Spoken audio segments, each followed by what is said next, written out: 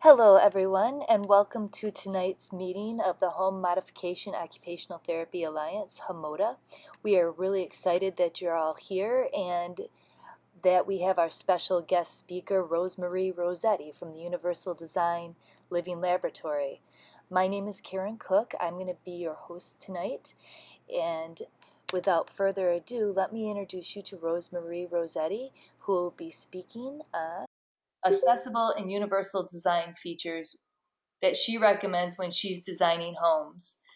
Rosemarie is committed to teaching occupational therapists, realtors, builders, remodelers, developers, interior designers, architects, city planners, and consumers how to build sustainable homes that people can not only live in, but also function in. Her and her husband, Mark, built the Universal Design Living Laboratory. It's a national demonstration home and garden in Columbus, Ohio. This is a top-rated universal design home in North America, earning 3 national universal design certifications. This home masters universal design, green building, and healthy home practices, all with an eye towards aesthetics, which, as we all know, is so incredibly important. The Universal Design Living Laboratory has been featured in 102 articles, including the Wall Street Journal, Chicago Tribune, PT in Motion, PN Magazine, New Mobility, Ability Magazine, Action Magazine, National Building News, 50 Plus Housing, Professional Builder, Ultimate Home Design, and Better Homes and Gardens Remodeling. Our Rosemary is an expert who speaks professionally. She's an author and a consultant. As a national leading expert in home design, her radio interviews have been featured on Blog Talk Radio and Builder Radio. For 5 years, she wrote a national monthly column about accessible housing for Action Magazine, which is a national publication of the United Spinal Association. In the second edition of the Universal Design Handbook, she wrote the last chapter. Her newest book, Universal Design Toolkit, is filled with time-saving ideas, resources, solutions, and guidance for making homes accessible. Please join me in welcoming Rosemarie Rosetti. Well, thank you. Thank you very much. I appreciate being here. This is an audience that I wrote this program for. I definitely understand what you do for a living, and I am a person who has certainly benefited from occupational therapy. My message to you is very sincere. I have a lot of appreciation. If it wasn't for occupational therapists all along the way, I wouldn't have had the recovery that I have today. And who knows if I'm needing an occupational therapist in my future. It's very likely that as I get older, there'll be some additional need for some adjustments and fine tuning to keep me healthy. The program today is to help you to increase your business. I know there's some builders on the call today as well as occupational therapists, and there may be some other occupations here. So we'll have you make the leap to understand what universal design is and how it can help you in your business. The photo on the screen is the home that my husband and I built. I'm speaking to you from that home now. In the back of the property is my home office. In the front is Mark's home office. We are diagonally directly across from each other on purpose since we both work at home. The home is a 3,500 square foot on the first floor. It does have a clear story, and it has an elevator to get to the loft in the clear story. It also has a full basement, and the elevator serves the basement. There's a 4-car garage. You can see 2 of them there on the screen. The other 2 are facing the western side of the home. Architecturally, it's a Frank Lloyd Wright inspired prairie-style home. We have lived here now, it'll be 5 years in just a couple more weeks since we've moved in.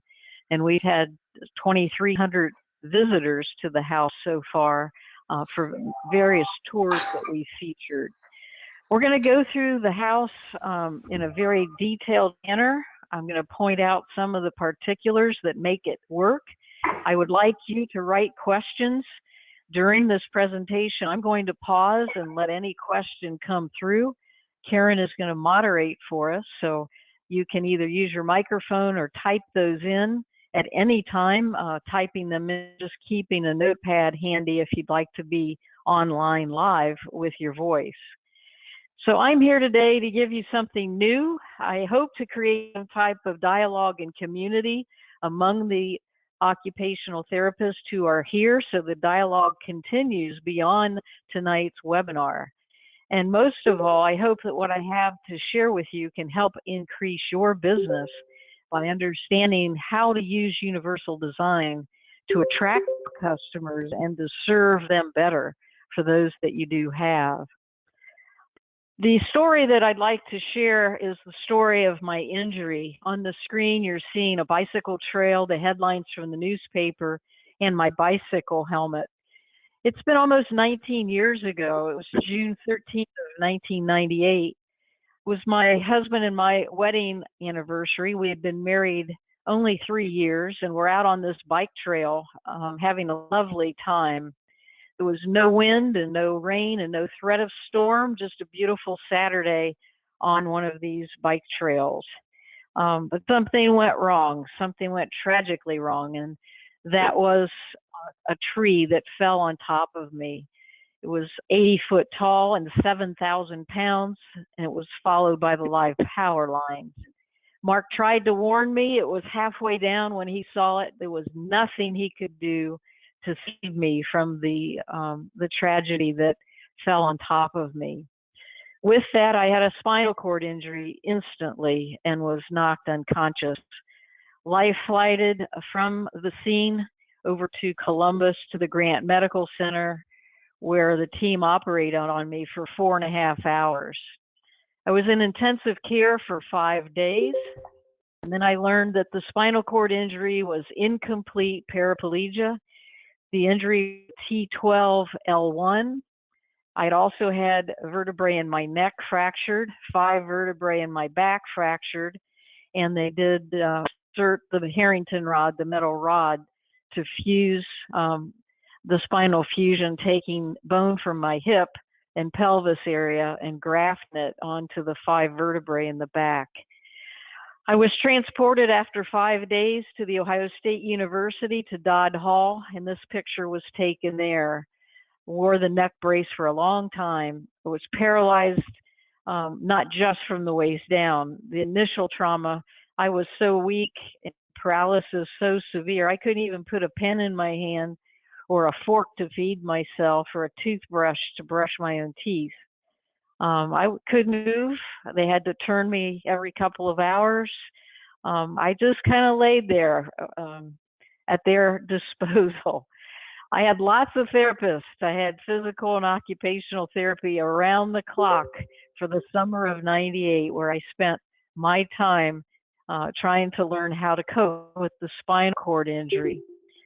When I was discharged, I continued my occupational and physical therapy at Ohio State University for 2 more years, 3 days a week. This is a photo of one of my therapists, Laura Miller, teaching me how to get on my hands and knees, simulating gardening again. As a horticulturist, I wondered, could I roam around my garden and continue to plant flowers? So at this point, she was teaching me how to position myself so that I could garden again.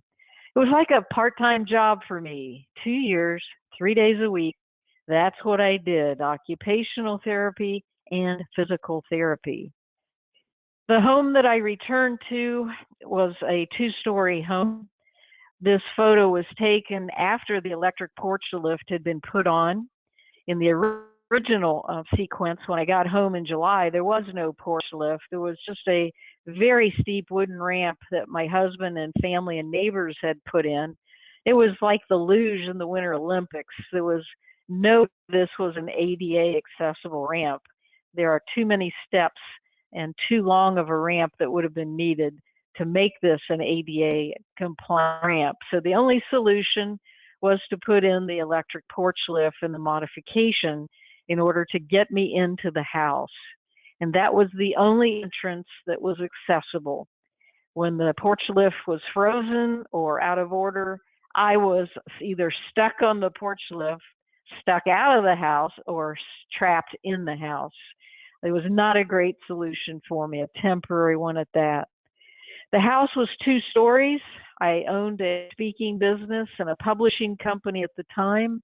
My publishing company was housed in the lower level, and there was no access to get down the stairs. So therefore, I had to dissolve the entire publishing company and forego any income from that. My speaking business was put on hold. I was too severely injured and traumatized to even think about getting out of the house and speaking again. So as I look inside the house, you'll see how this house really was only half accessible to me and really intensified my spinal cord injury.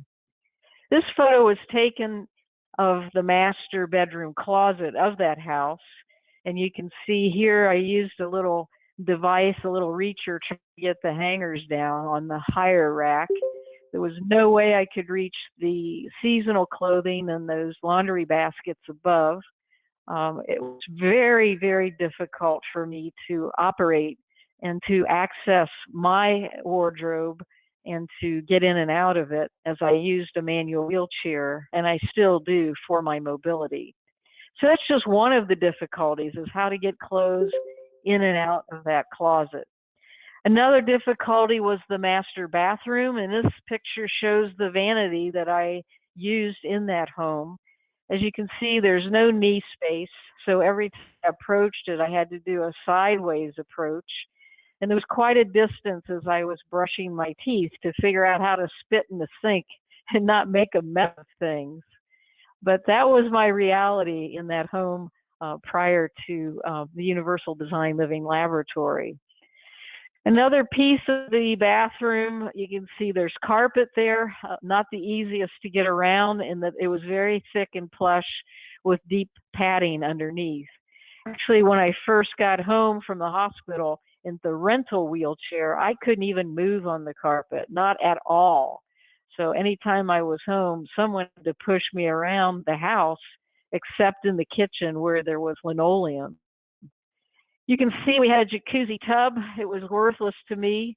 The only thing I used it for was to store the shower chair and to use it as a place to hang all my towels. I couldn't reach any of the racks. And as you can see from the shower, there is no shower door anymore. It's just a curtain that we put up. The glass door that used to be there was a sliding glass door. We had to disassemble it. And you can see there's a lip there, so there's not an easy transition. So anytime I needed to shower, I had to somehow lift that shower chair out of the jacuzzi and stick it back into the shower so that I could maintain some independence. We did put in a long 6-foot hose and a shower wand so that I could at least have some ability to shower on my own. But it took quite a while before I was able to get on a sliding transfer board and to get onto that shower chair. I always need someone to assist me in those early months. Now, as we look at the toileting room in that master bath, another fiasco. It had a 28-inch wide door. You can see that the door had to be removed as we have the hinges exposed. Therefore, I had zero privacy in the toileting room. It would have been a 180-degree transfer for me to get onto that toilet, which was very difficult with a broken neck, broken back in the early days, so I couldn't use it at all. Later, we did put on the transition grab bars. We find some grab bars and attached it to the toilet, very institutional looking, but that was our solution for a temporary independence for me. So as I look at the audience, I want to make sure I haven't overextended your knowledge of universal design. I'd like to share with you the importance of using it, where it came from, and define it, in case you haven't been familiar with who coined the term universal design. We give credit to Ron Mace, pictured here. He used a wheelchair for mobility. He had polio as a child. And in the 1980s, he was working on the whole concept of universal design. He then put a group together of other architects and specialists, and in 1997 they came up with the 7 principles of universal design.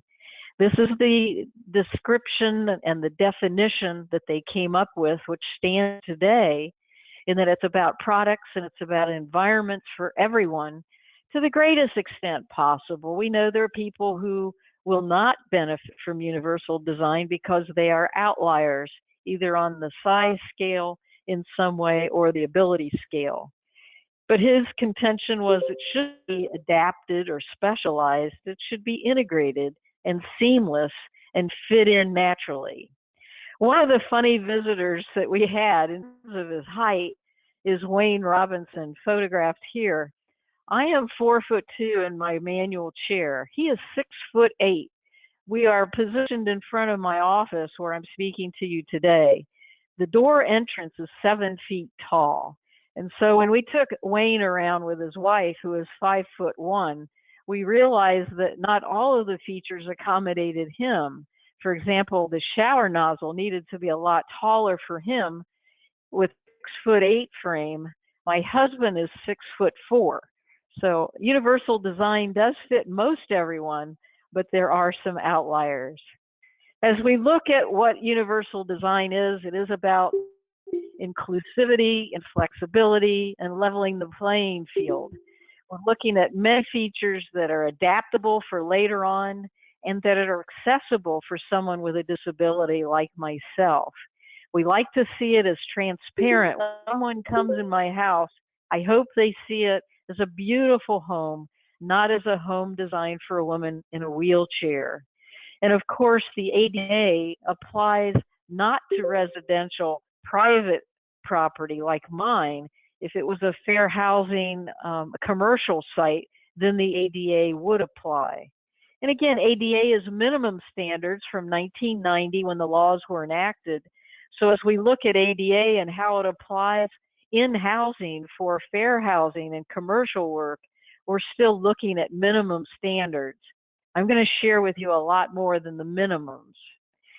The standards that ADA has embodied are on the screen, and some of these are definitely above the standards. You've probably seen lever door handles on doors as well as lever handles on plumbing fixtures and faucets. You may have been familiar with the height of the electric outlets being a little bit taller than what normally you see. And what we found is, why does an electrician put those electric outlets so low? The findings that I have discovered are the electrician uses his or her hammer as a template. They put the hammer upright from the floor onto the drywall, and then they strike a mark on the drywall, the height of the hammer. That then became their template for where the electric outlets went. That makes no ergonomic sense. So our contention is raise them up so you don't have to bend down so far. On switches, we're lowering them a little to make it easier for shorter people or seated people, as well as people who would like to use their elbows to turn the lights on and off. I like, and everyone likes, full-length mirrors. Our toilet heights in this house are 17 inches from the floor to the top of the toilet seat, making that transfer a lot easier from a wheelchair. Curbless showers are better so that you can have nothing to trip on and an easy access when you're rolling in a walker or a wheelchair. And of course, all entrances to a home, or at least one of them, should have no steps at all with a level threshold no more than a ½ inch high. When we look at sustainability, what comes to mind? Do you think green component? What I'd like to bring to your attention is sustainability is not just green, not just about protecting the environment, just about energy efficiency or water efficiency, but it's the third element of social sustainability. How can a house be sustainable if it's not accessible? We need to look at how socially we use our homes so that we aren't having to exclude certain people from coming in and visiting, or by selling the home and having that family not have to renovate it, or using the home throughout your lifetime if a disability comes temporarily or permanently. So it's not just a green concept when we look at sustainability. It's looking at the house throughout the lifetime of the family that lives there. And it's visitable. If you've heard the term visitability, it's a concept that's international, looking at the ability to get into the house and have the ability to have a no-step entrance somewhere, a wide enough doorway, about 36 inches, a wide enough hallway, and at least a half a bathroom that is usable by someone in a wheelchair or walker. So therefore, when I worked with our U.S. Green Building Council for our Lead for Home Green certification, I argued with them they should put some points for universal design and accessible housing. And indeed they did. I won my case. So what are the advantages? We are finding with research that they have a higher resale value. Because of the convenience features, they are viewed as much more attractive than a home without these features.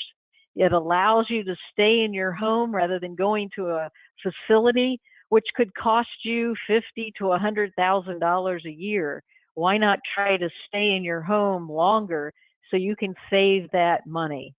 You also will be able to feel more independent, have peace of mind, and feel a sense of belonging.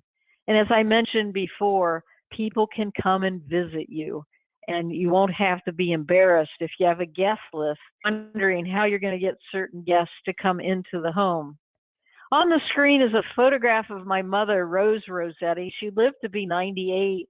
She lived in a condominium until she was in the mid-90s, being accommodated because of the features that allowed her to stay in her condo. Later had some advanced dementia and had to be transferred to the independent living. But on the screen, you're seeing what happens as we age. All of these factors then affect our ability to function, to be able to be independent. And as a result of our age changes, oftentimes our homes don't suit us as easily. So here's our first break. Karen, do we have anything that's come up so far, or are we going to open the microphone? If there are any questions, now's the time to begin them. Yeah, there's nothing in the chat box. I have a Okay. question. Sheila has a question. Thank you. What was your publishing business and your speaking engagement business? I had a book called The Healthy Indoor Plant. It was a horticultural textbook and training manual. And that book was self-published and authored by myself and Chuck Powell. As a horticulturist, that's my other profession. So that was my publishing company. And my speaking business at the time was Train the Trainer and presentation skill training. So that was a totally different field of my career. Well, it served you well. What a nice fit. This is Yeah. This is Patty Zebrick. I have a question too. I'm interested in lever handles.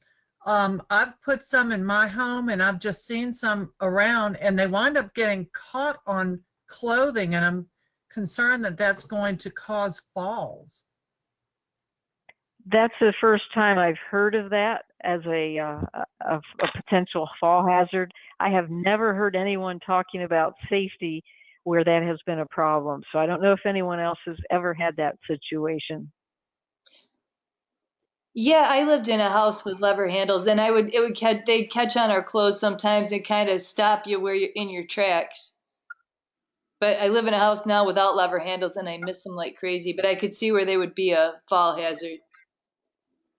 I think if they arch back towards the door, if there's not much room for you to catch, that's what I will be looking for in the future. Okay. Great. Well, thank you for bringing that to my attention. We have a unique issue with the lever handle doors too in where I live in Asheville, North Carolina in the mountains, and that is the bears can open those doors. In the, like coming in through the garage, like if your trash cans are in the garage and we have a lever handle on our person door that comes into the garage, and if they're if you don't lock it, deadbolt it, they'll stand there and just push it down. They're very accessible. Yeah, I've seen a dog do that at my mother's assisted living center. I was appalled, but the dog figured out how to go outside on its own. It couldn't figure out how to come back in, but it could go out anytime it wanted.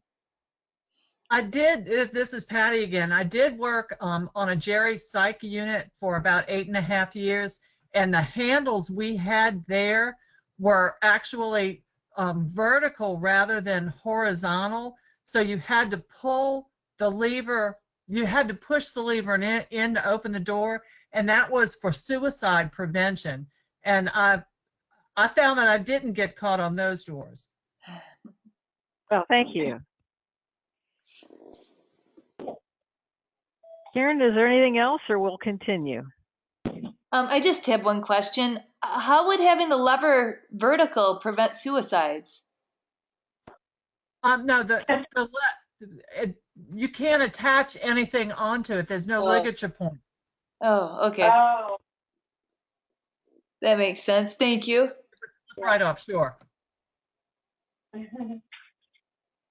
There's nothing else in the chat box. Does anyone else have any questions or comments? This is Chris Moore. I'm a contractor and a CAPS instructor, and I just want to thank Rosemarie for all that she's doing. I think it's really important to emphasize the fact that universal design benefits everyone. Because when I talk to people who are, clearly in need of some modifications because of their age or various other issues, people don't want to admit that because they think it's an aging issue. And the more that we can talk about universal design benefiting everyone, I think it goes so far to overcome that resistance that people have to modifying their homes and having their homes more accessible. Well, thank you, Chris, for that comment. You're welcome. Thank you. Anything else? All right, let's hold the questions. I'll have another break in a little while. I wanted to introduce you to the 7 principles of universal design that were formulated in 1997 officially. They are paramount to helping us as we look at designing spaces as well as designing products. And you'll see which ones of these apply more strongly to universal design in terms of home design, whether it be the equitable use, or the flexibility in use, or the simple and intuitive use, or low physical effort. Some of these seem to have a stronger influence than others. So let's take a look at principle 1. In the photograph, I was looking at a home show, and this is when I found an oven with a side hinge and started getting pretty excited about putting a side hinged oven in my new house, which I did do. So this was a designer kitchen at a showroom, and we're seeing the equitable use. When we have a door with a side hinge, it opens the playing field for someone in a wheelchair rather than having that hinge on the bottom. And so everyone who's seen our home and has seen that oven say, my gosh, that just makes sense. And they all tell me stories of how they've got burned on their oven doors with the bottom hinge. So this is a product design in terms of helping people to have the equal use of that product. Another principle 1, equitable use, is the privacy and security and safety. So I've shown a photograph from a recent hotel visit looking at how that wonderful shower has been designed with the grab bars and the seat to make that very easy for everyone to use. And if you don't need the seat, many of them have seats that just flip up on the wall, like you'll see in my shower in a little while. Mark always liked this photograph. He's trying to get it eliminated from my slide deck. He said, that's the unknown photo of him ironing. Well, I got to tell you how that happened. At this point, we were at the International Builders Show from the National Association of Home Builders, where on display was the Universal Design Ironing Board system that Mark and I influenced a year before. We had met with the president of the company, and asked about universal design, and he had never heard of it. When I told him what it was and that we'd like to have him consider designing an ironing board that Mark could use at his height standing and that I could use and adjust it to my height sitting, he was all on board. So as you can see, I can reach the light controls. I can plug in the iron. I can fold the iron back up. It's good for left-handed or right-handed. That ironing board actually pivots. If you were to turn it 90 degrees, you can iron from that position also. So that's my example of the flexibility in use. The second principle is in terms of the accuracy and precision. I've chosen this particular one because of the ability to pull down on a clothing rod to make that reachable from a seated position or a shorter stature. That's a really nice unit that is very easy with one hand to push up and pull back down again. Principle 3, the simple and intuitive use. I selected the simple thermostat. Many of you have these smart thermostats in your home. They're programmable. They have backlighting. The numbers are large. They're easy to read. They're programmable. They're not complicated. You set them and pretty much forget them. They're also available on smartphones now so that you can control that thermostat from a smartphone. Ours is like that, and I keep telling Mark someday when I'm on a business trip out of town, I'll call him to say, "How are you, honey? Are you getting a little warm in the house?" Because I have the ability to change the temperature from my phone no matter where I am using the internet to do so. But it's simple and intuitive now. On principle 4, I chose this Braille sign, not only because it's readable from Braille as well as vision, but because of the contrast of colors with yellow and black and raised lettering. These are a great combination of colors for signage, plus the arrow, I think, is great in terms of showing you the direction to take. Another example of principle 4 is this fire alarm. I see these a lot in hotels. And not only will they sound an alarm, but they will also flash an alarm so that it gives people 2 modalities in order to know that there's an emergency. This example for principle 5, the tolerance for error, as you look closely at the elevator, you see the numbers have Braille by each one. The numbers are large and white, so they're easy to read. When you push the button, the light comes on. So I think the tolerance for error is minimized. The second visual that I have is the outlet, so that if you're plugging in something, you're not going to have an electrical shock. That system will set and you will have a little safer situation as you're plugging in your electrical appliances. So here are 2 products that I think showcase the tolerance for error. On 6, the low physical effort, I chose a upper wall cabinet insert hardware. What you're seeing here is a simple mechanism that has 2 shelves. You can stack it full of food items, and then you can push it back in place or put it down with very easy mechanics in terms of using one hand. So low physical effort on this one. This one I threw in just for fun. I was eating at the restaurant next door to this bail bonds entrance, and I couldn't help but get the camera out. And I said, "Mark, someday I want this picture in my program." This is real, folks. This is the entry to the bail bondsman's door with the sign by the bell that says "Press button for service." And I'm thinking, how will anyone get into this place with a large step like that? So, of course, we're looking for low physical effort and no step entrances, not something so horrific as this commercial site. On principle 7, I wanted to show you the size and the space for this gentleman, Mark Mix. He has a basement and a stair lift. We have to have enough space in the stair lift to make this work for the width in order to accommodate it.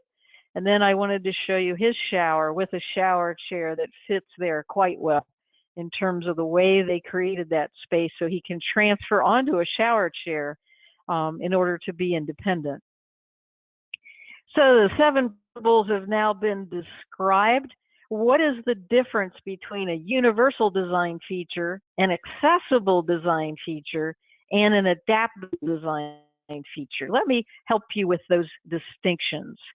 When we talk about accessibility, we usually refer to the Americans with Disabilities Act.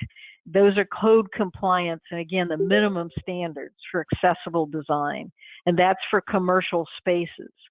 Some of the accessible features that we'll see that have to be monitored in commercial spaces like hotels and motels, as well as fair housing, you're probably pretty familiar with the grab bars and the knee spaces and the clear entrances without steps, as well as the lever handles that we talked about earlier. You also need some clear floor space in front of toilets and sinks so that we have great access to those appliances. The difference between an adaptable design is that it can be readily adjusted later in time.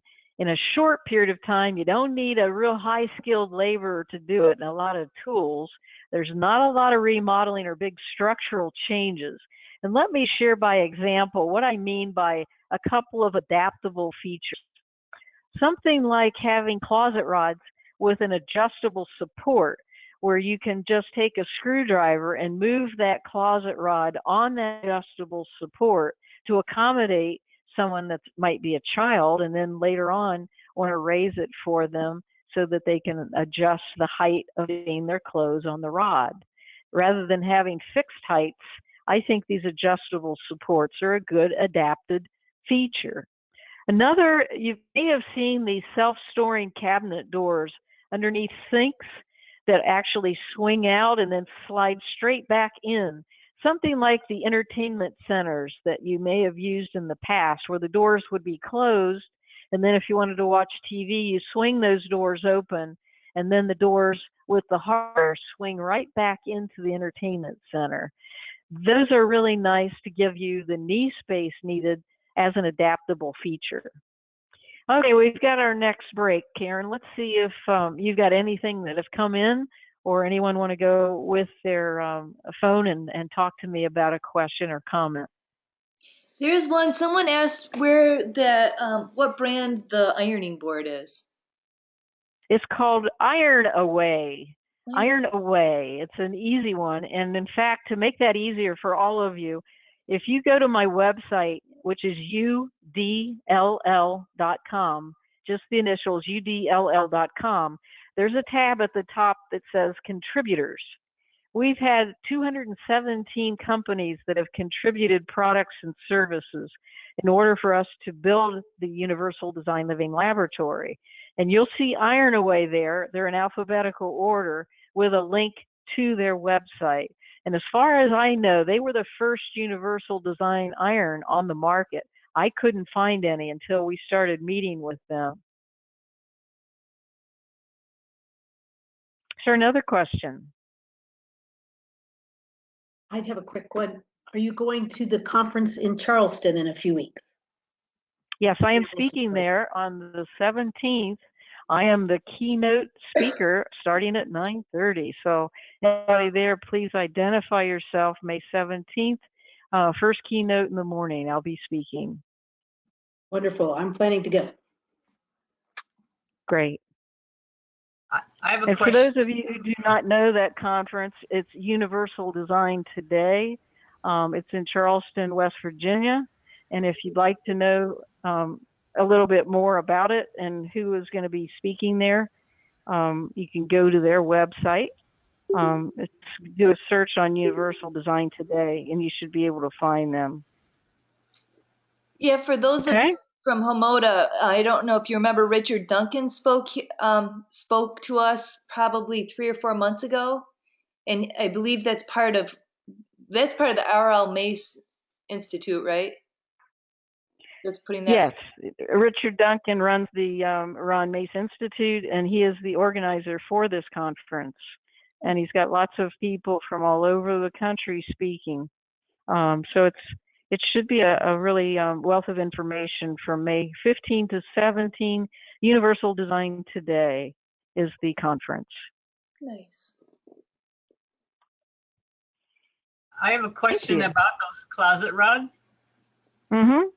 I'm wondering, have you seen it? Like I see some people, home health in the nursing homes, and most of these people in the wheelchairs, no way can they reach those closet rods.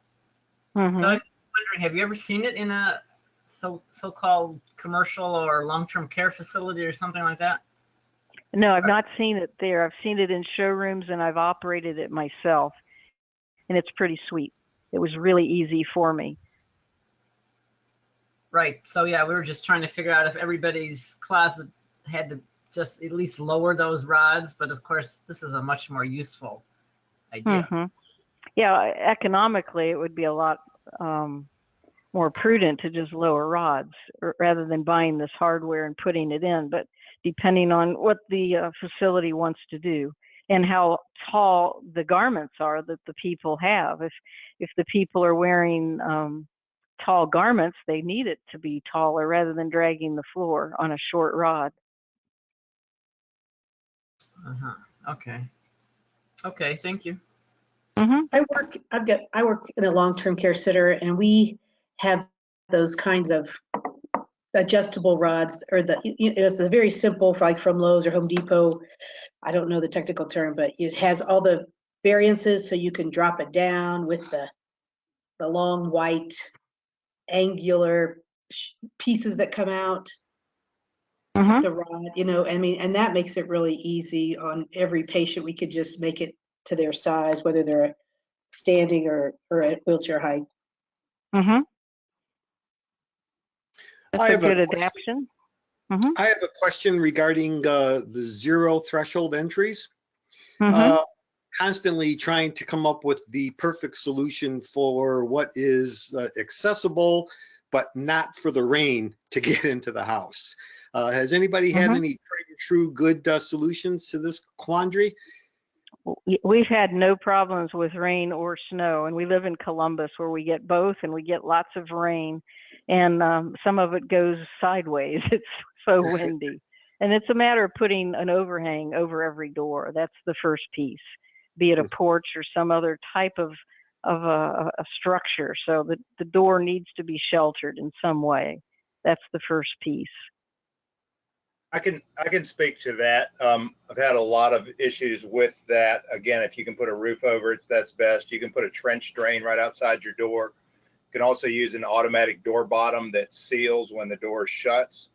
And last but not least, you can do a storm door, even with an automatic opener on the storm door. So there's a lot of different techniques you can use to make that zero-step entry rainproof. Yeah, I have used the automatic spring-loaded insert in the bottom rail of the door. I believe it's by Pemco products. That's right. That's right. Yep. Mm-hmm. Oh, thank you. Mm-hmm. Any other questions at this point?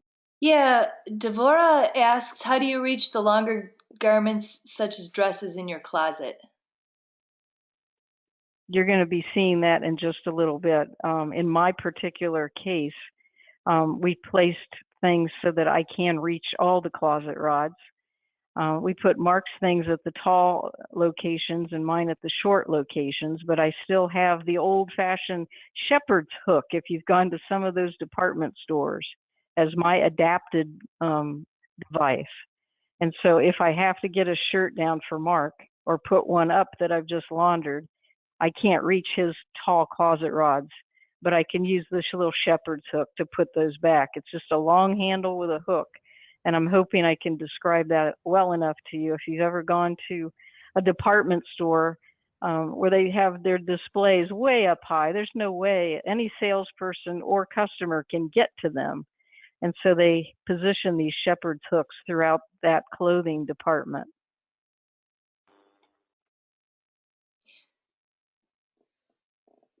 Debbie writes that she's used two S-shaped plant hangers to hold a spring-loaded shower rod or wooden dowel to lower a closet rod.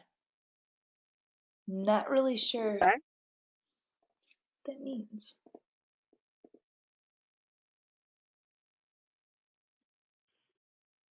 Is there any more detail on that in terms of how that spring-loaded device held clothing that were heavy on it. Debbie, does your microphone work? Do you think you could explain to us how that worked?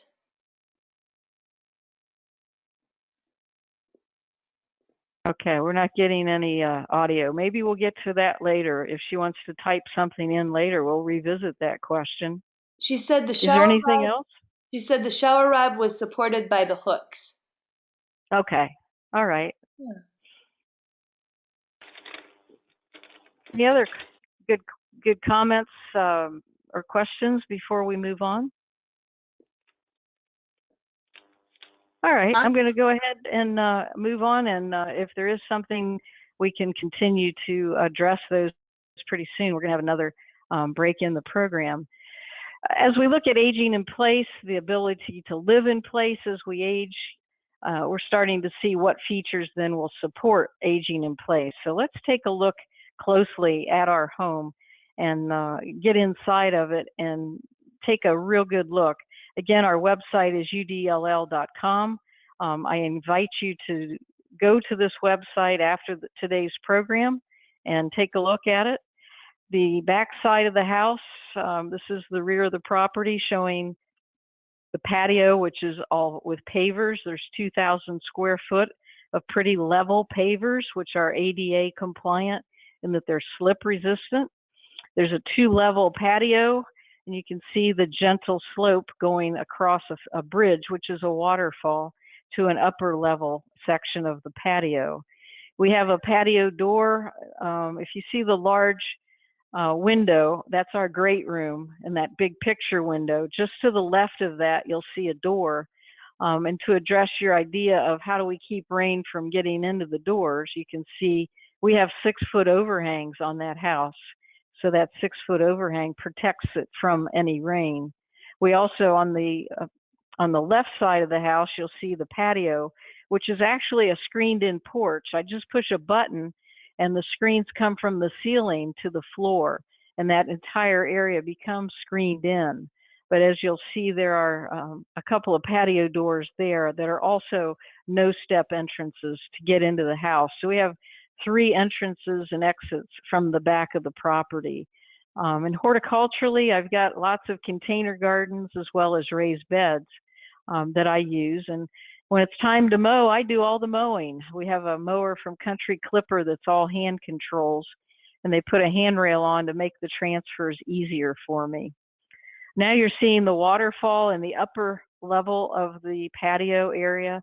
It's just a great entertainment area. We had 65 members of my family here last September for our family reunion, and it made for a really nice space for entertaining.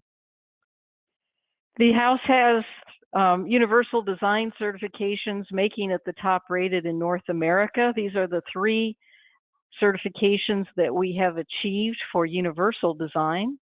We also achieved a silver LEED and a gold for the National Green Building Program.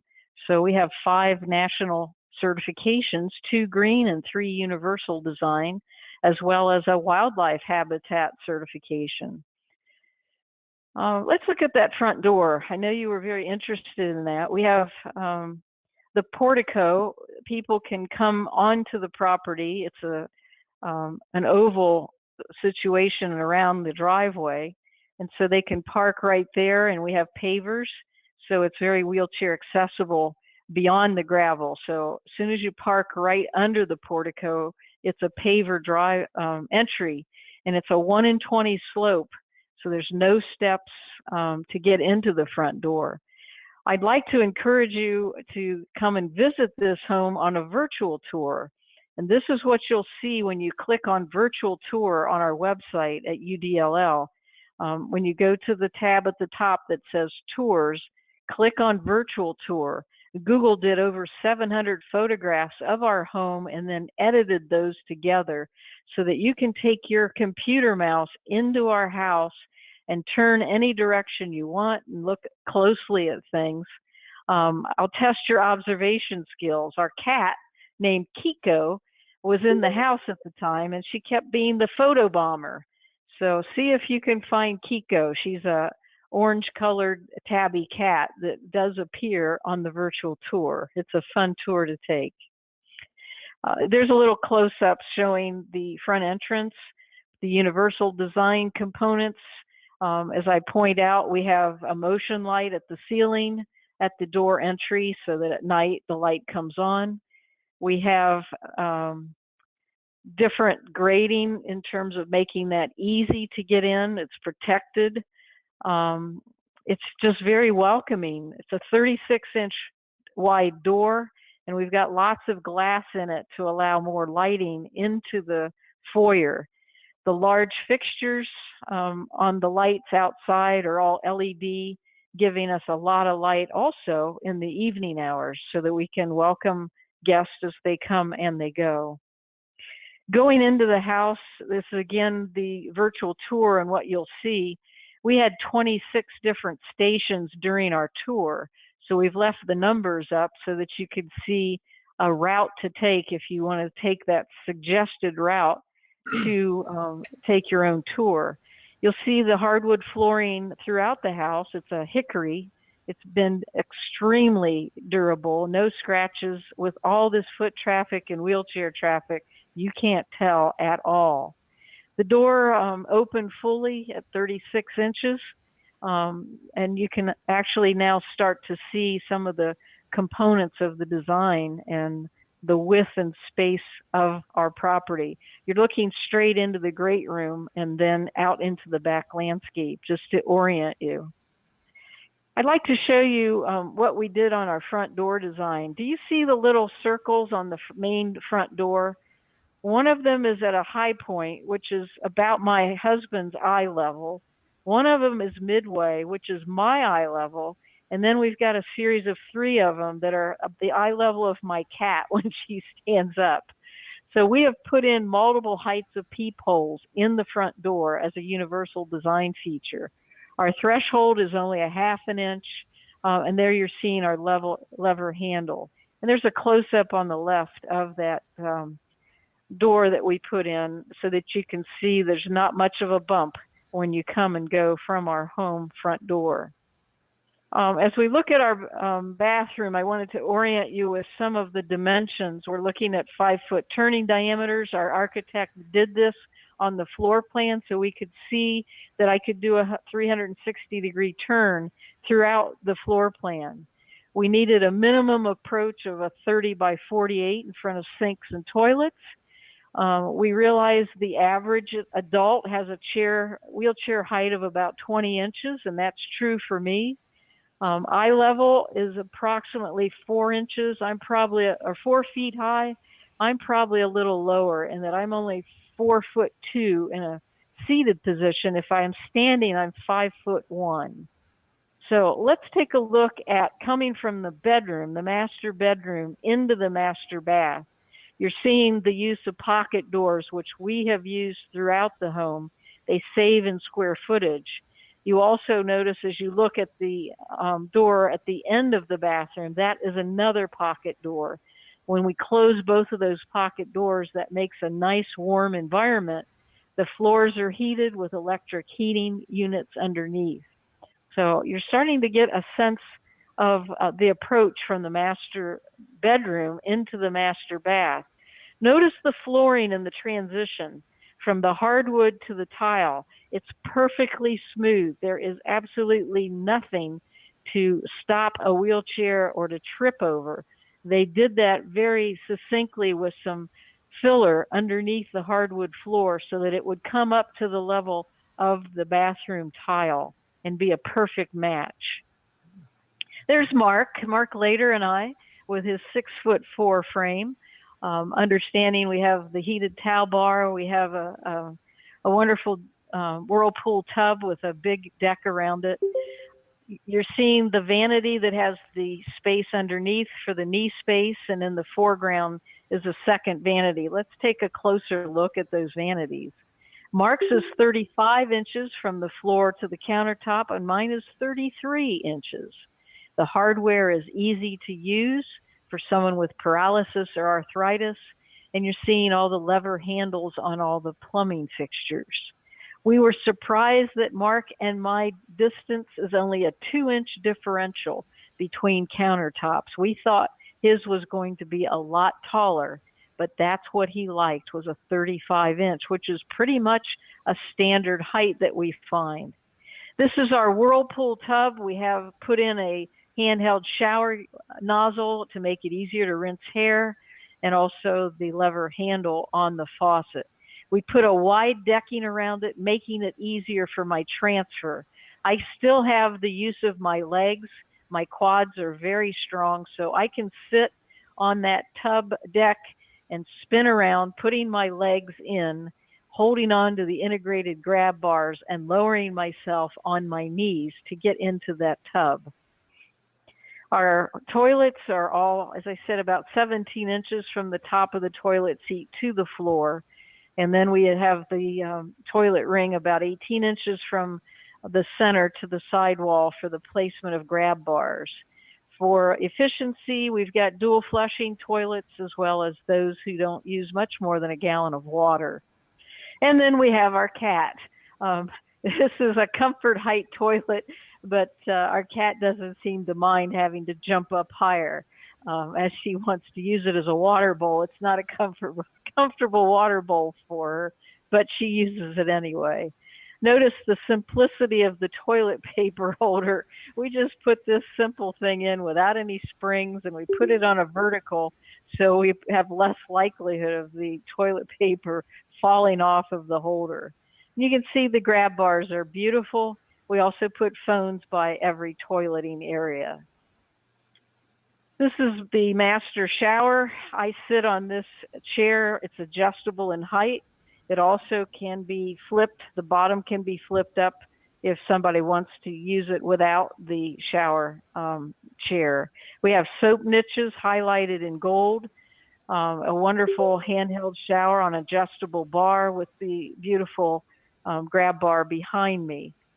You can also notice in the little cutout picture that little C in gold. I really like that cutout ergonomically. That was a hard one to find. That's a Hiwi is the brand. We wanted something that would be easier for me ergonomically to really have better personal hygiene, and that cutout seems to be making the difference for us. This is, of course, a photo that had to be highly edited on the cutting room floor. One day Mark was in the shower and I got permission to snap this photo. He loves the grab bar too. He said he uses it all the time when he's washing his feet. A few months ago, he had knee replacement surgery, and he really appreciated having the shower bench to sit on, the shower chair. And he used that for the first time after his knee surgery. So it works well for both of us. As my recommendation for channel drains is very strong over the center drain. There's a lot of reasons for the drains to be channel drains or trench drains to get that water out quicker rather than a center floor drain. And we've used these in all of our showers in the lower level as well as the master. This was during construction of the master shower, so you could see the detail in the 3/4 inch plywood for the grab bar reinforcement. Where the red line is where the grab bar went later.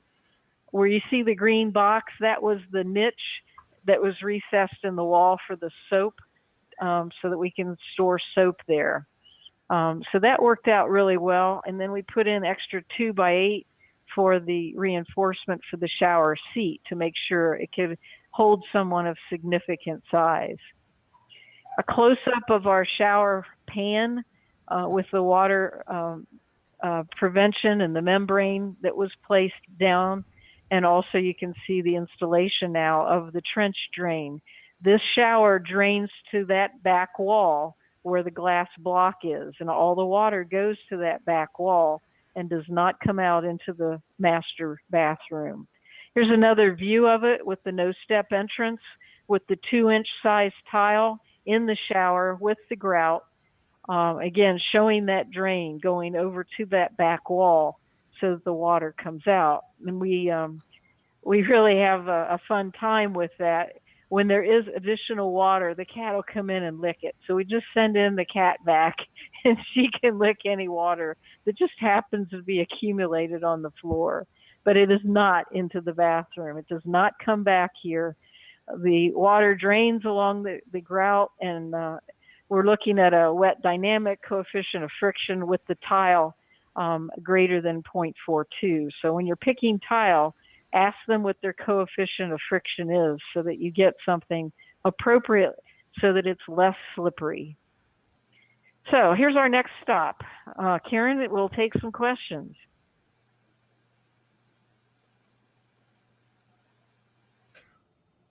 I have a question about the drains. I've put in lots of curbless showers with the center drains, and I'm curious what you don't like about them. I don't like the compound angles. A wheelchair can get away from you because it is not as secure.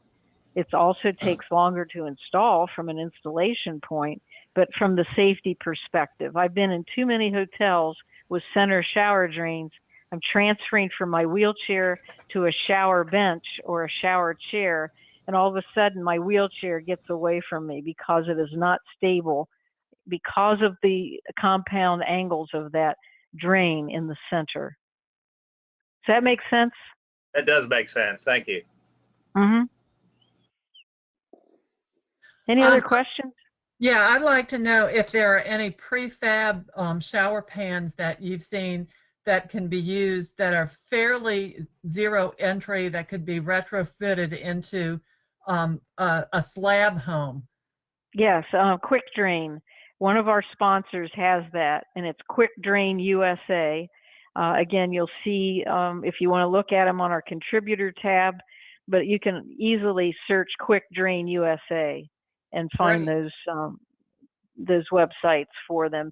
And I think they're going to be at the Universal Design Today conference with some samples. They just wrote to me the other day saying, what can I bring with me? So they are my sponsor to be speaking, and I'm hoping a representative is coming to Charleston with some samples. Thank you very much.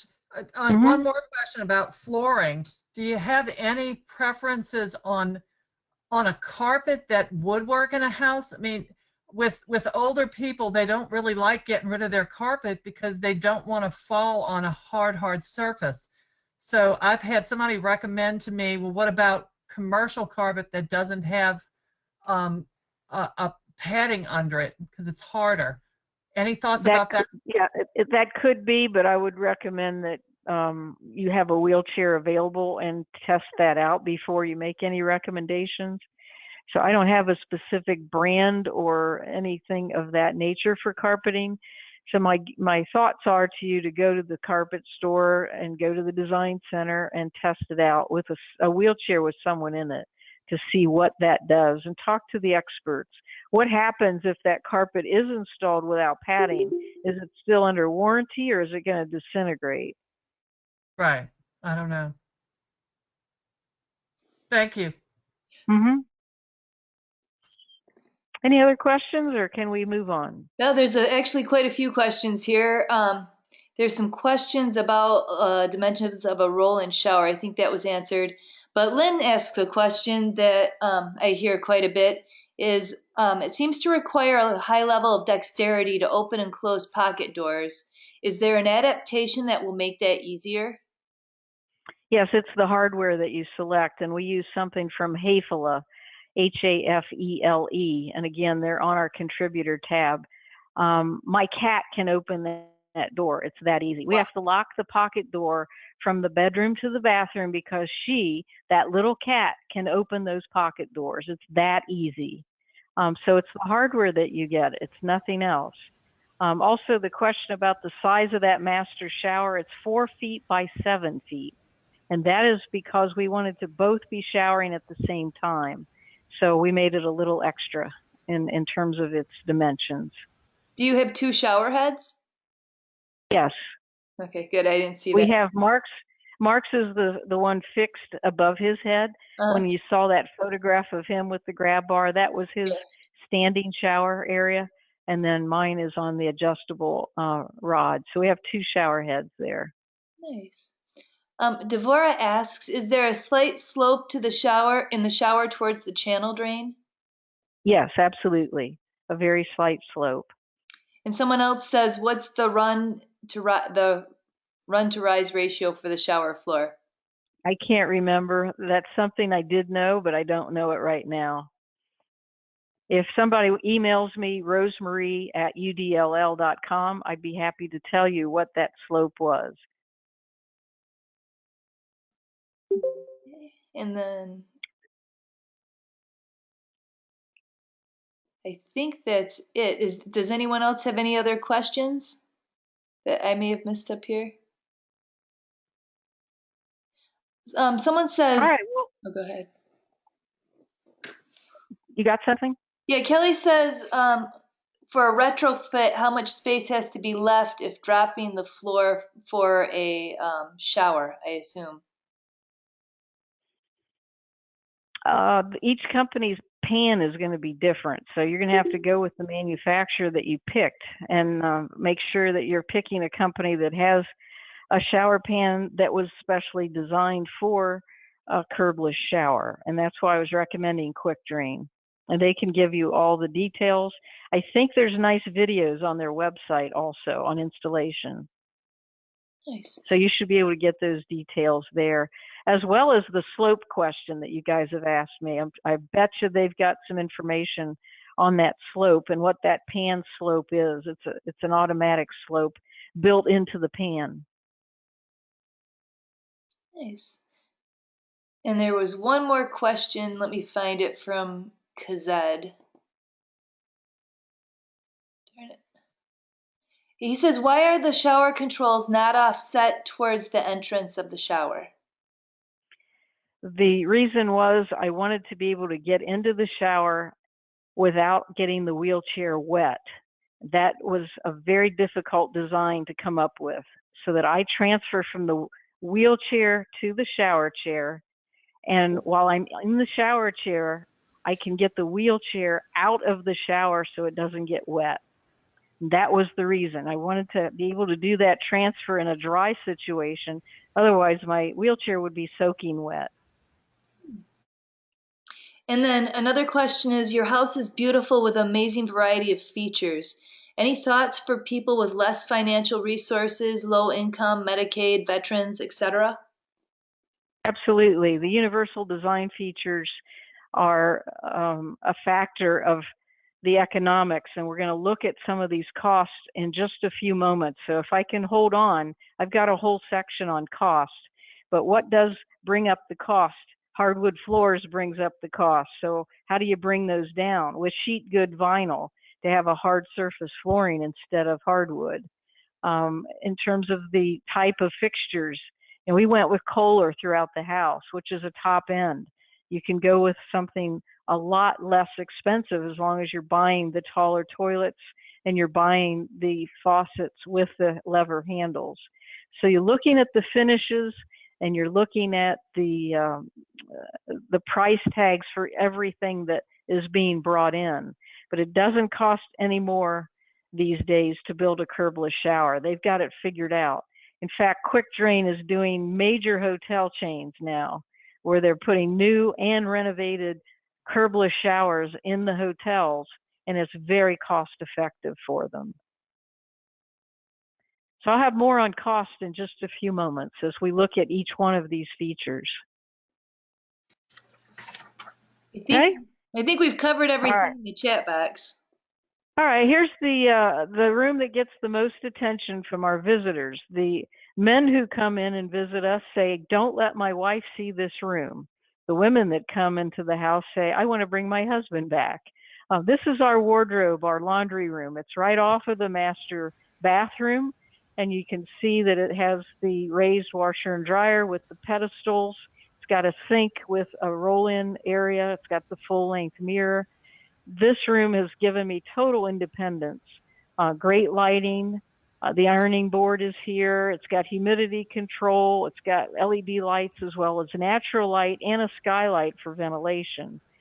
So we have a center island that stores our clothing and is great for folding clothing. The little cubbies over on the left, where we fold all of our shorts and shirts. You were asking about my dresses. You can see the full-length dresses are there on the taller hang space, which I can reach from a seated position. Mark's shirts are up at the top. I cannot reach them without the shepherd's hook. So all of my clothing is in the lower 50% being accessible. The counter height is 33.5 inches, making that easier for me to have that center island. As we have the washer and dryers doors open, you can see how they're hinged. So I take something off the left side in the washer and throw it right into the dryer, making that very easy. I also have hang space over to the right. You can see some empty hangers. So something comes out of the dryer, I can just put it on the hanging rod. And if I need to iron it later, I can. Anything that needs to be hand washed, I can roll under the sink to the left of the washer and do hand washing. Here is that iron away installed in the home. And as I mentioned before, I can either use it from this position or I can rotate it 90 degrees facing the iron away cabinet. And I can also hang things on that little rod that popped out of that little white storage unit that is just some drawers for more additional storage. The kitchen is another focal point. People are fascinated and gravitate to the kitchen, of course. The island has 3 heights, with the 30-inch being the workable space for me. The 40-inch is Mark's workable space, and then the 34.5-inch for most of our guests. The cabinets are all quarter sawn white oak, and you can see all the hardware there. We have 360-degree turning radius all around that center island, so it's easy for me to have access. Taking another view of it, looking at the perimeter counters are 34 inches from the floor to the top of the counter. We've also taken the wall cabinets down a bit. Normally, the space between the bottom of the wall cabinet and the top of the kitchen counter, normally that space is 18 inches. We lowered it to 14 to give me at least the advantage of reaching things on that bottom shelf. The width of those counters are 24 3/4. These are standard cabinets with toe kicks underneath, 9x6 from Craftmade. You can see how easy it is for me to now position myself. The photo on the right that's a little cutout was of the kitchen prior to moving into this one, showing a standard toe kick did not allow space for my feet and my footrest of the wheelchair, so that every time I was in the kitchen, I had to be sideways to do all my work. Now I can go forward and be much more ergonomic as I'm working in the kitchen. There is our oven door, again, the side hinge with the side-by-side microwave and oven that is stored under the center island. The cooktop has the knee space. It's a 34-inch countertop. We also have a pot filler there, so water is right there at my convenience level. As you can see, I can fill the steamer, which is an in-counter steamer. You can see the little dome on the right side of the cooktop. That is a pasta cooker and in-counter steamer that I can use. And to get the hot water out after I've cooked pasta, I can just push a button and the water drains right there, so I don't have the chance of getting scalded. You also notice at waist level, the controls for the fan and ventilation are right there, making that easy for me to turn on and off. We put in deep drawers for convenience. They slide in and out. It's a lot better than having shelves that are very inaccessible. The knee space was under the sink, and it's finished nicely with storage space. We've got the lever-handled faucet and plenty of depth to that sink to wash dishes. As we put a lot of the things in the dishwasher, we raised the height of the dishwasher by 16 inches from the floor, making that comfortable for taller people, especially my husband. So here's a pausing point. Is there anything now that has come up since we've been talking about the wardrobe in the kitchen? You know, I had a pasta cooker in one of my other houses years and years ago, and I haven't been able to find any since then. Where did you find your pasta cooker? What brand was it? This is Gaggenau, Ah, Gaggenau, I believe is how it's spelled. Again, you can go to our website. The Gaggenau company also is the company that had the side hinged oven. nice. Gaggenau and Thermador are sister companies by the same parent company. It's a company out of Germany. They had the cooktop also, the Gaggenau cooktop and the pasta cooker and steamer and the side hinged oven door. We went with Gaggenau. Wow. Yeah, because Kohler had one at one point in time, but they quit manufacturing it, and I always kind of felt like they were ahead of their time with that. Okay. And Any other questions that have been brought to mind?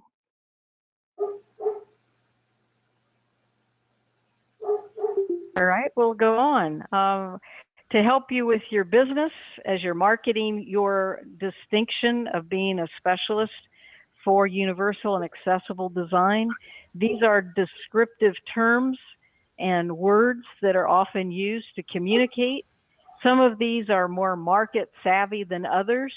Some of these will attract more clients in the future than others. As you look at this list, see if you can pick out the ones that are more positive and the ones that might have a little trouble in terms of marketability.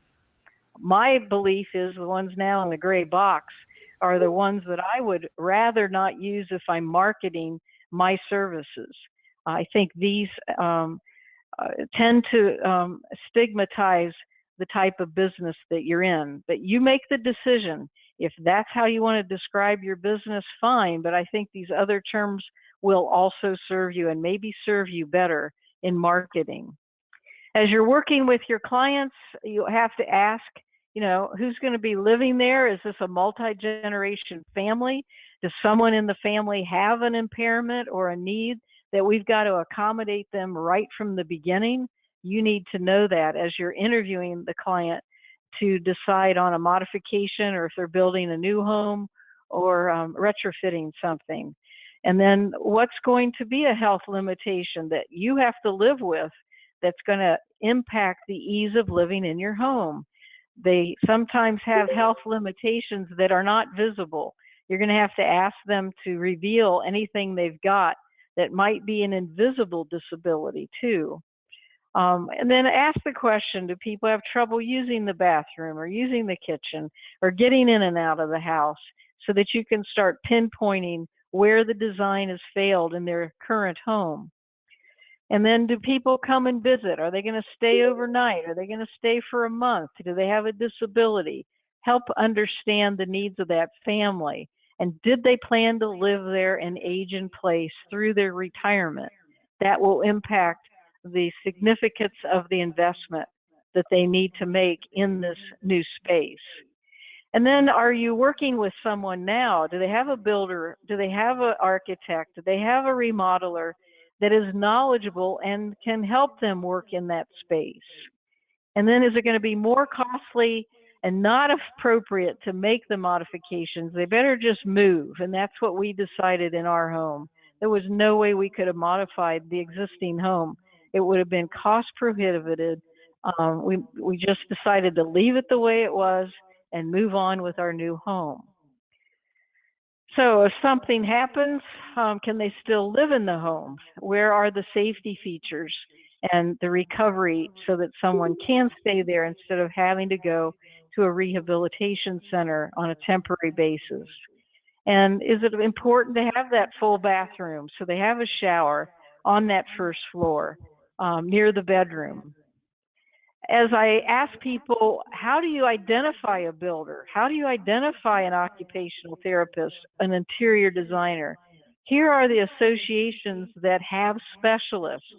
The newest one is the Certified Living in Place Professional. Mark and I did take the 2-day class and highly recommend it to you. It's all about safety. If you go to Certified Living in Place and just search on that, you will find where they're going to be teaching it and the cost involved.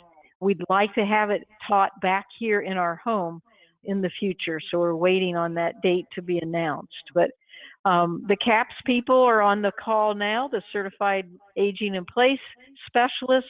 You can search the NAHB.org website and find these people. The Remodeling Association also has a certification, as does the Occupational Therapy. And then you can also look for interior designers, or there's a specialty, the National Kitchen and Bath Association, of which we use Mary Jo Peterson as our kitchen and bath designer, a specialist in universal design. I'm going to move on at this point due to our time, and let's go to the cost, because I know you were interested in those. What's it cost to make a home visitable with that no-step entrance and that 36-inch door? These are the costs that I got from concretechange.org. They've just changed their website, but this one still works. It'll go and move to the new one. Visitability.org was just made live recently. So if you haven't been there lately, go to visitability.org or get there from concretechange.org. The average cost to retrofit a home for the no-step entrance, including a ramp, is around $3,300. Some cities have ordinances requiring these no-step entrances, and we have this letter showing in 2014 they built 4,000 homes with zero-step entrance, and it was no added cost at all. So that's the answer to that.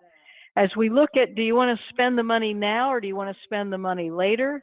There are some features with prices that are estimates of what it costs to do it now in the beginning phase of construction versus the retrofit later.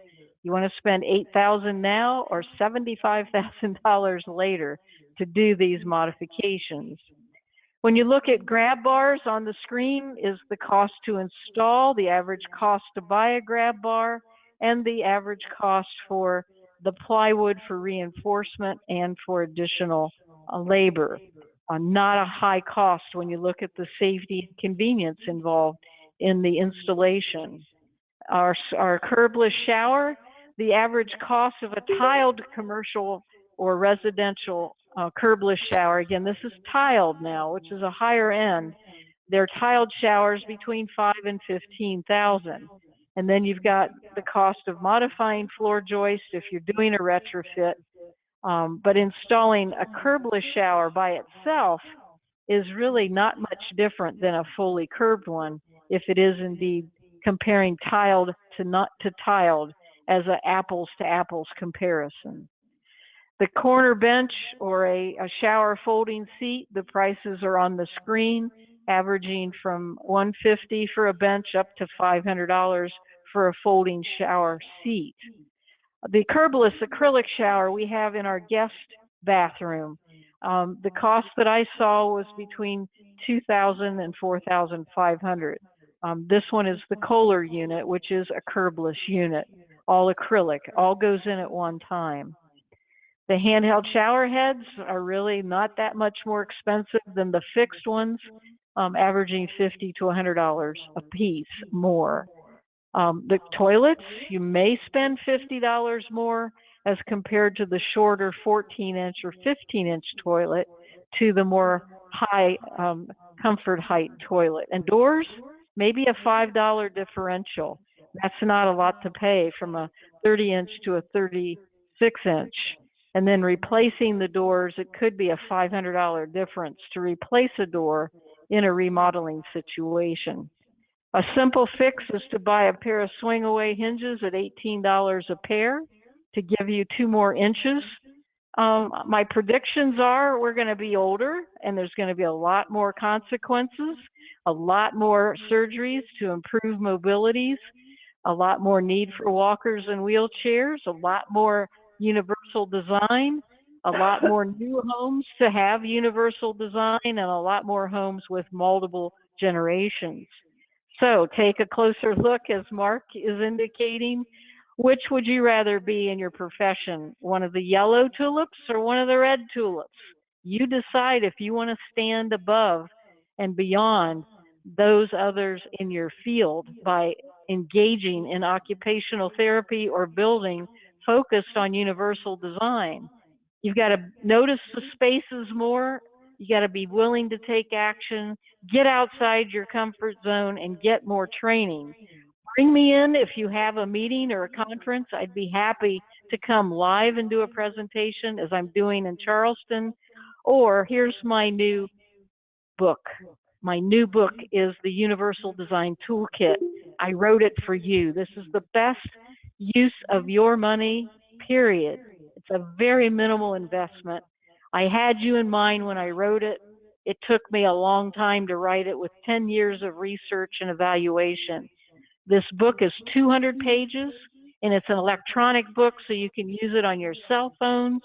You can use it on your tablets. You can use it on your computer. You'll always have it with you, and you're going to want to know, why would I want to have it with me?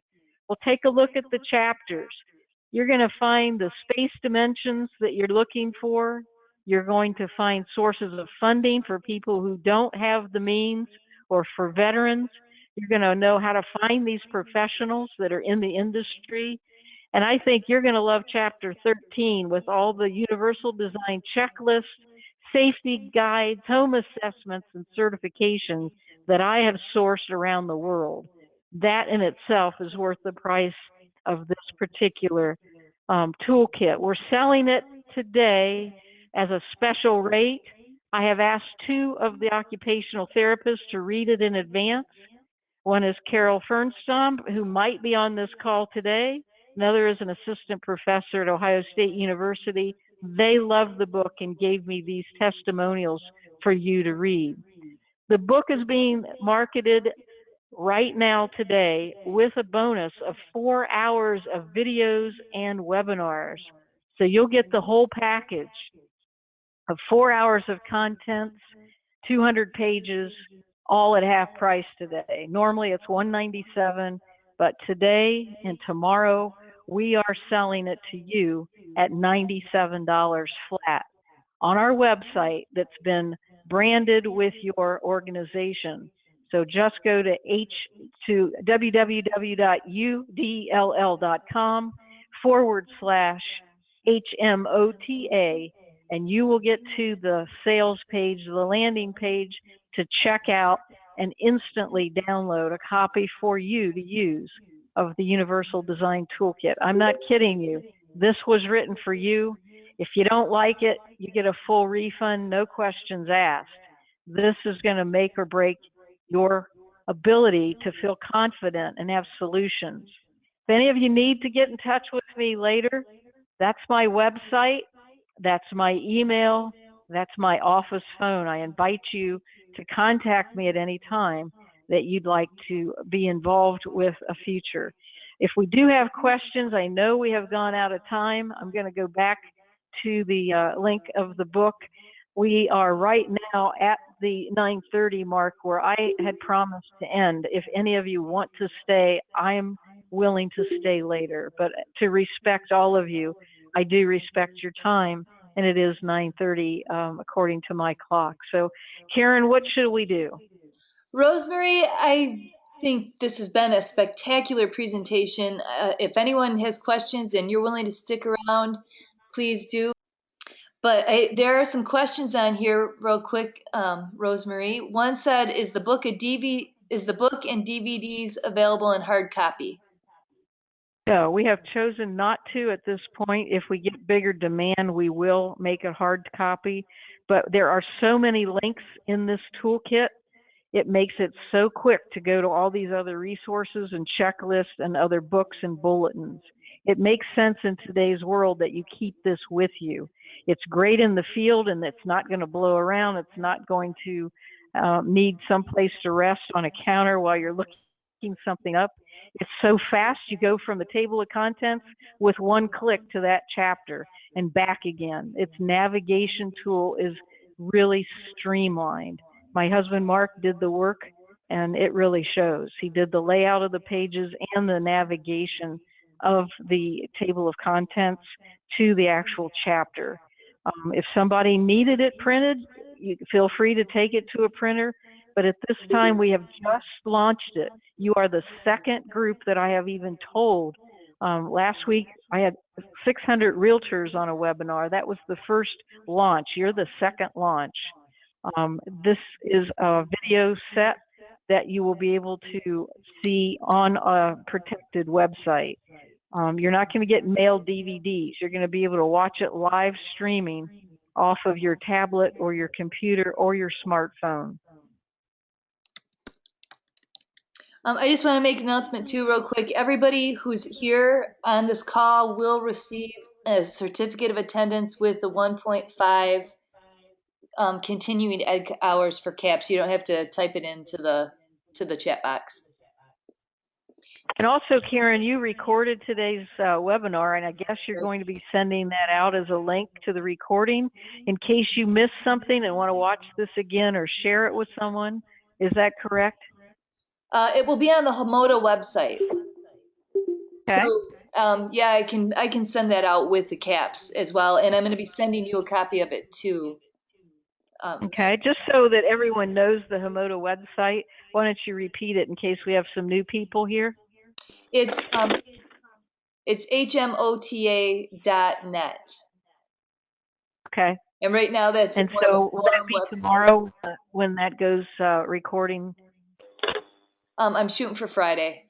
It'd be nice if it Okay, was by Friday we'll be able to watch this again. I know the ending went a little quick because of some of the questions we got earlier. I apologize if I went a little quick on that last 5 minutes, but wanted to make sure that we got the content, since some of you were asking about the cost, and that was one of my last features.